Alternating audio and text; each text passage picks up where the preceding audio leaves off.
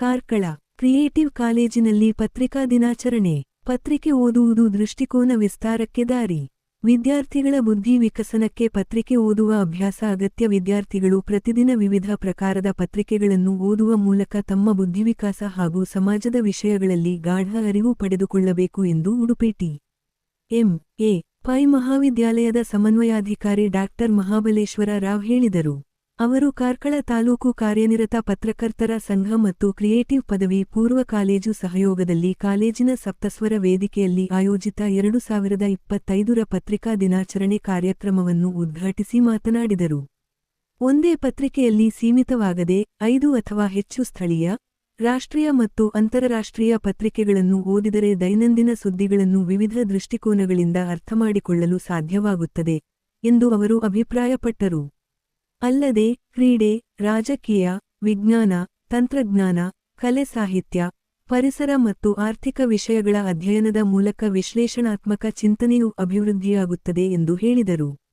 ಭಾವೋದ್ವೇಗಾತ್ಮಕ ಅಥವಾ ಸೆನ್ಸೇಷನಲ್ ಸುದ್ದಿಗಳಿಗಿಂತ ನೈಜ, ಮೌಲ್ಯಾಧಾರಿತ ಮತ್ತು ವಿಶ್ಲೇಷಣಾತ್ಮಕ ಸುದ್ದಿಗಳತ್ತ ಗಮನ ಹರಿಸುವುದು ಜ್ಞಾನವರ್ಧನೆಗೆ ಸಹಕಾರಿಯಾಗಿದೆ ಎಂದು ತಿಳಿಸಿದರು. ಕಾಲೇಜಿನ ಸಂಸ್ಥಾಪಕ ಅಶ್ವಥ್ ಎಸ್.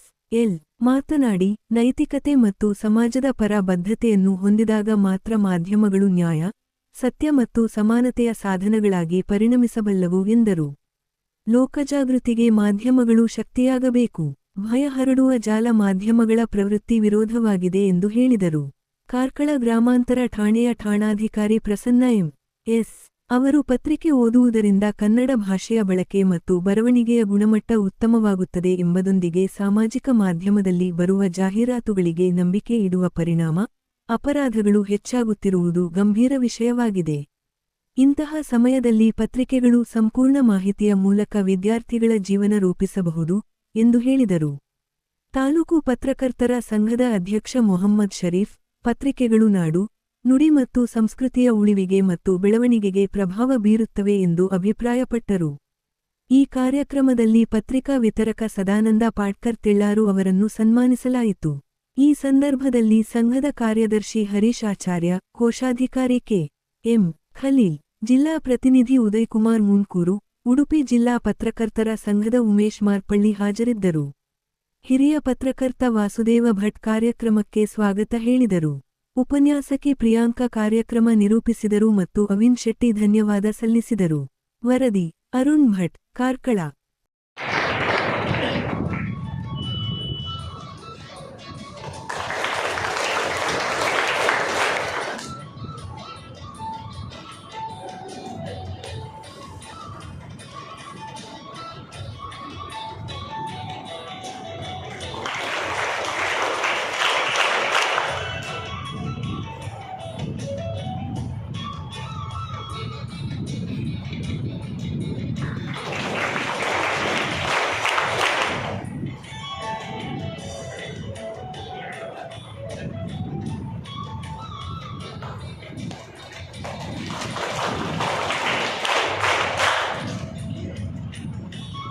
ಜೀವನದಲ್ಲಿ ಧೃತಿಗೆಡದೆ ಜೀವನವನ್ನು ಮುಂದುವರಿಸಿಕೊಂಡು ಬಂದಿರುತ್ತೀರಿ.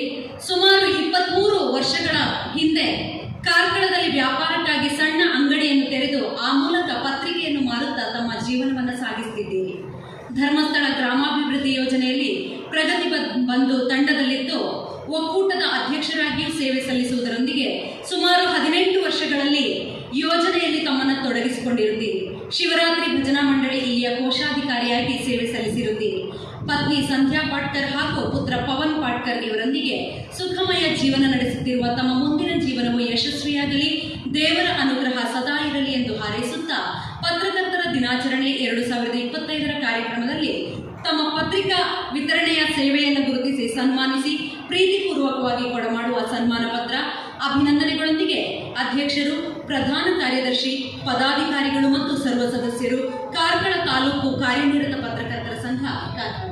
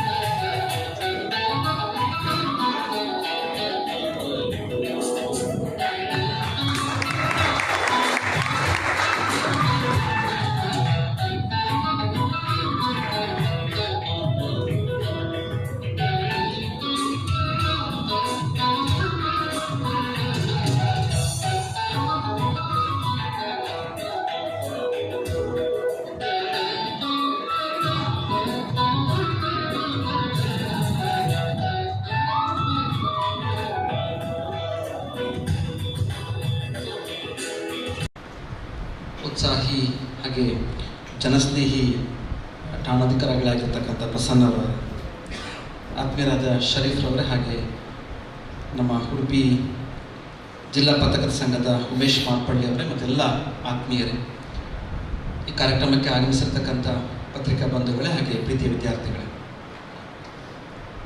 ಇವತ್ತಿನ ದಿವಸ ನಮ್ಮ ಸಂಸ್ಥೆಯಲ್ಲಿ ಈ ವರ್ಷದ ಪತ್ರಿಕಾ ದಿನಾಚರಣೆ ಆಚರಣೆ ಮಾಡ್ತಿರುವಂಥದ್ದು ಬಹಳಷ್ಟು ಸಂತೋಷವನ್ನು ಕೊಡ್ತಾ ಇದೆ. ವಿಶೇಷವಾಗಿ ಮೊನ್ನೆ ಶರೀಫ್ ಅವರು ಬಂದು ಇವತ್ತಿನ ಕಾರ್ಯಕ್ರಮ ಮಾಡೋಣ ಅಂತ ಹೇಳಿದಾಗ ನಾನು ಗೆಸ್ಟ್ ಯಾರು ಸರ್ ಅಂತ ಕೇಳಿದೆ. ಆಗ ಅವರು ಮಾಗ್ಲೇಶ್ ರಾವ್ ಸರ್ ಅಂತ ಹೇಳಿದರು. ಅದೊಂದು ಅಂತ ಹೇಳಿದರು. ಮತ್ತು ಇವತ್ತು ಬಂದು ಈ ಕಾರ್ಯಕ್ರಮ ತುಂಬ ಅರ್ಥಪೂರ್ವವಾಗಿದೆ. ಏನಕ್ಕೆ ಕಾರ್ಯಕ್ರಮ ಇಲ್ಲೇ ಮಾಡಿದ್ದಾರೆ? ಬೇರೆ ನಮ್ಮನ್ನೆಲ್ಲ ಸೇರಿಸಿ ಇವರೆಲ್ಲ ಸೇರಿಸಿ ಮಾಡ್ಬೋದಾಗಿತ್ತಲ್ಲ, ಯಾಕೆ ಇಲ್ಲೇ ಮಾಡಿದ್ದಾರೆ? ಯಾಕೆ ಅಂದರೆ ಪತ್ರಕರ್ತರು ಇದ್ದಾರೆ ಅಂತ ನಿಮಗೆ ಗೊತ್ತಾಗಲಿ ಅಂತನಾ? ಇಲ್ಲ. ಮತ್ತೆ ನಾನು ಯಾಕೆ ಹೇಳಿದೆ ಅಂದರೆ, ನಾವೆಲ್ಲ ವಿದ್ಯಾರ್ಥಿ ದಶಲಿದ್ದಾಗ PUC ವರ್ಗು ನಮ್ಮ ಸ್ಕೂಲ್ನಲ್ಲಿ ಮೊದಲಿಗೆ ಫಸ್ಟ್ ಪ್ರೇಯರ್ ಆದ ತಕ್ಷಣವೇ ಒಂದು ಪ್ರತಿದಿನದ್ದು ಒಂದು ಪೇಪರ್ದು ಇನ್ಕ್ಲೂಡಿಂಗ್ ಇಂಗ್ಲೀಷ್ ಪ್ರತಿ ದಿನದ್ದು ಮುಖ್ಯ ವಿಷಯಗಳನ್ನು ಅದರಲ್ಲಿ ಚರ್ಚೆ ಮಾಡ್ತಾರೆ.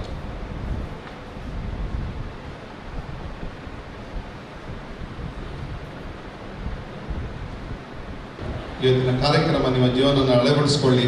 ಇಲ್ಲಿ ಮಾತಾಡಿದಂಥವ್ರು ಯಾವುದೂ ಬೇಡದಿಲ್ಲ, ಎಲ್ಲದೂ ಜೀವನದಲ್ಲಿ ಬೇಕಾಗಿರುವಂಥದ್ದು ನಿಮ್ಮ ಜೀವನದಲ್ಲಿ ಅಳವಡಿಸ್ಕೊಳ್ಳಿ. ಹಾಗೆ ನಮ್ಮ ಪತ್ರಕರ್ತರ ಸಂಘದ ಎಲ್ಲ ಸದಸ್ಯರುಗಳು ಇವತ್ತು ಆಗಮಿಸಿದ್ದಾರೆ. ಯಾವತ್ತು ನಮ್ಮ ಪತ್ರಕರ್ತರಿಗಿಂತ ಕೆಲವು ಕಾರ್ಯಕ್ರಮಗಳಲ್ಲಿ ನಾವೆಲ್ಲರೂ ಹೋಗೋದಿಲ್ಲ, ಕೆಲವು ಕಡೆಗೆ ಹೋಗ್ಲಿಕ್ಕಾಗ ತುಂಬ ಕಾರ್ಯಕ್ರಮಗಳಿರ್ತವೆ, ಬೇರೆ ಬೇರೆ ಡಿವೈಡ್ ಮಾಡಿ ಹೋಗ್ತೇವೆ. ಅದೆಲ್ಲ ಕಾರ್ಯಕ್ರಮ ಬಿಟ್ಟು ನಮ್ಮ ಪತ್ರಕರ್ತರ ಕಾರ್ಯಕ್ರಮ ಆದ ಕಾರಣ ನಮಗೆ ಅಪೂರ್ವವಾದ ವಿಷಯಗಳು ನಿಮ್ಮೂರಿನಲ್ಲಿ ಇರ್ಬೋದು. ಅದು ಪತ್ರಿಕೆಯವರ ಗಮನಕ್ಕೆ ಇದುವರೆಗೆ ಬಂದಿಲ್ಲದೆ ಇರ್ಬೋದು. ನೀವು ಅವರಿಗೆ ಮಾಹಿತಿ ಕೊಡ್ಬೋದು ಅಥವಾ ನೀವೇ ಬರೀಬೋದು. ನೀವೇ ಜರ್ನಲಿಸಮ್ ಬಗ್ಗೆ, ಪತ್ರಿಕೋದ್ಯಮದ ಬಗ್ಗೆ ಆಸಕ್ತಿ ಬೆಳೆಸಿಕೊಳ್ಬೋದು. ಇದು ನಾನು ನನ್ನ ಅನುಭವದಿಂದ ಹೇಳೋ ಮಾತು. ನಾನು ಉದಯವಾಣಿ ಪತ್ರಿಕೆಗೆ, ಪ್ರಜಾವಾಣಿ ಪತ್ರಿಕೆಗೆ, ರೂಪತಾರ, ತುಷಾರ, ಈ ಎಲ್ಲ ಸಮುದಾಯ ವಾರ್ತಾಪತ್ರ, ಹೊಸತು, ಸಮಾಜಮುಖಿ ಎಲ್ಲ ಪತ್ರಿಕೆಗಳಿಗೆ ವಿದ್ಯಾರ್ಥಿ ದಶೆಯಿಂದ ನಾನು ಬರಿತಾ ಬಂದಿರೋನು. ನಾನು ತರಂಗ ಪತ್ರಿಕೆಯ ಸಂತೋಷ್ ಕುಮಾರ್ ಗುಲ್ವಾಡಿ ಅವರ ಜೊತೆಗೆ, ಶರತ್ ಕಲ್ಕೋಡ್ ಅವರ ಜೊತೆಗೆ ಅವ್ರ ಜೊತೆ ಮಾತುಕತೆ ನಡೆಸಿದವನು, ಅವರನ್ನು ಹಲವು ಬಾರಿ ಭೇಟಿ ಮಾಡಿದವನು. ಉದಯವಾಣಿಯಲ್ಲಿ ಬನ್ನಂಜೆ ರಮಾಚಾರ್ಯರು, ಬನ್ನಂಜೆ ಗೋವಿಂದಾಚಾರ್ಯರು ಅವರೆಲ್ಲ ಭೇಟಿ ಮಾಡಿದೆ. ಹಾಗಾಗಿ ಆ ಪತ್ರಿಕೆಯ ಒಡನಾಟದ ಮೂಲಕ ಹಲವಾರು ರೀತಿಯ ಒಂದು ಶಿಕ್ಷಣ ಪಡೀಲಿಕ್ಕೆ ಸಾಧ್ಯವಾಗುತ್ತೆ. ಅದೊಂದು ಆಸಕ್ತಿದಾಯಕವಾದಂಥ ಒಂದು ಕ್ಷೇತ್ರ. ನಿಮ್ಮಲ್ಲಿ ಕೆಲವರು ನಿಮ್ಮ ಬರವಣಿಗೆಯ ಮೂಲಕ, ಸೃಜನಶೀಲತೆಯ ಮೂಲಕ ಮತ್ತು ಸಮಾಜಮುಖಿ ಎಚ್ಚರದ ಮೂಲಕ ಆ ಕೆಲಸ ಮಾಡ್ಬೋದು ಅಂತ ಹೇಳ್ತಾ, ಈ ಪತ್ರಿಕಾ ದಿನಾಚರಣೆ ಇವತ್ತೇನಾಗಿದೆ ಅದು ವರ್ಷ ನಡೆಯಲಿ ಮತ್ತು ಪತ್ರಿಕೆಗಳು